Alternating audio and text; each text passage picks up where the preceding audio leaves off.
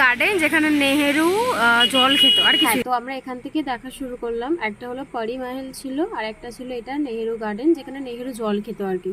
এতটা অ্যাট্রাকটিভ কিছু ছিল না, যদি টাইম না থাকে এগুলো নাও ঘুরতে পারো, স্কিপ করে দিতে পারো, কোনো সমস্যা নেই। এই দেখো এখান থেকে টিউলিপ গার্ডেন দেখা যাচ্ছে, যারা 75 টাকা খরচা করে না যেতে চাও এখান থেকে দেখে নিও, এখান থেকে খুব সুন্দর দেখা যাচ্ছে। হ্যাঁ, আমার এটা একটু খুব ভালো লেগেছে, এটা শ্রী শঙ্করাচার্য মন্দির ছিল। আমরা যাচ্ছি শঙ্করাচার্য টেম্পলে, 250টা সিঁড়ি, মাথা খারাপ হয়ে যাচ্ছে, এবার হাঁটতে হাঁটতে দম ফুলে যাচ্ছে। চল বাবারে,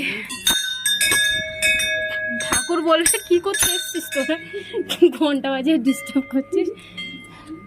উপর থেকে দেখো কি ছোট ছোট বাড়ি দেখা যাচ্ছে, পুরো আধা কাশ্মীরটা ছোট ছোট ছোট ছোট মনে হচ্ছে। আমরা এসছি বলে মানে পুরোহিত পালিয়ে গেছে, তাই একে অপরকে তিলক পরিয়ে জয় ভোলেনাথ বলে নেমে এসেছিলাম।